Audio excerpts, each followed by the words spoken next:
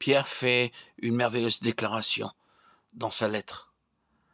Vous l'aimez sans l'avoir vu, vous croyez en lui sans le voir encore, vous réjouissant d'une joie merveilleuse et glorieuse. 1 Pierre 1,8.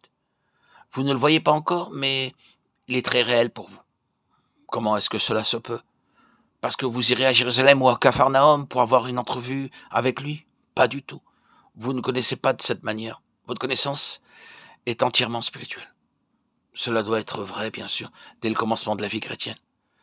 Le principe de la spiritualité et du céleste doit avoir une signification de plus en plus grande pour nous à mesure que nous progressons, comme Paul l'écrivait aux Colossiens. Si donc vous êtes ressuscité avec Christ, cherchez les choses d'en haut, où Christ est assis à la droite de Dieu. Attachez-vous aux choses d'en haut et non à celles qui sont sur la terre, car vous êtes morts et votre vie est cachée avec Christ en Dieu. Quand Christ, votre vie paraîtra, alors vous paraîtrez aussi avec lui dans la gloire. Colossiens 3, 1, 4. Et le besoin aujourd'hui consiste à proclamer le conseil de Dieu tout entier, et premièrement en direction du peuple du Seigneur. Il doit connaître tout le conseil de Dieu. Et il aurait dû le connaître dès le début, et au-delà de ce peuple. Tout le conseil de Dieu devait atteindre ceux qui ne sont pas sauvés. Mais qu'est-ce que nous trouvons? Nous trouvons un triste état dans l'Église. C'est pourquoi l'Église ne peut pas élever ceux qui ne sont pas sauvés, plus haut que son propre niveau spirituel. Nous trouvons l'Église liée au terrestre, attachée à toutes sortes de choses, avec une vision purement terrestre, et sur un plan horizontal. Cette grande vision du dessein éternel de Dieu concernant son Fils n'est pas une chose que l'Église a vue et qu'elle voit, et donc pour laquelle elle sert. Non. L'Église doit être sauvée de sa propre condition terrestre et revenir à la position originelle de l'Église, à une chose purement spirituelle et divine. Tout le système ecclésiastique prouve que c'est la vérité. L'Église est perçue sur cette terre selon son architecture ecclésiastique, par ses bâtiments. Cela démontre de manière évidente que l'Église est devenue quelque chose.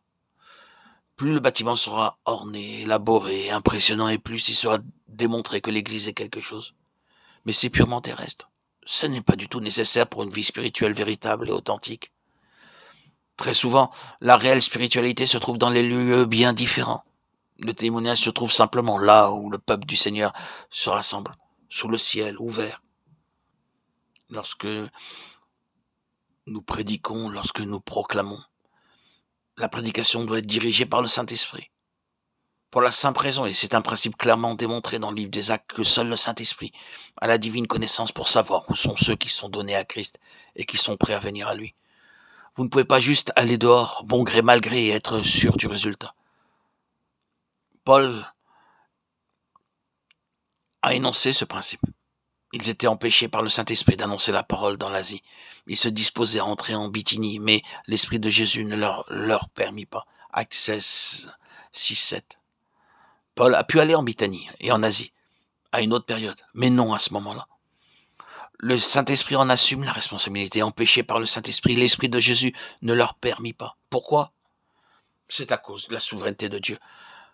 Quand Paul vint à Corinthe, il était confronté à une terrible situation et l'Esprit du Seigneur lui dit « Ne crains point, mais parle, ne te tais point, car je suis avec toi et personne ne mettra la main sur toi pour te faire du mal. Parle, car j'ai un peuple nombreux dans cette ville. » Actes 18, 9, 10.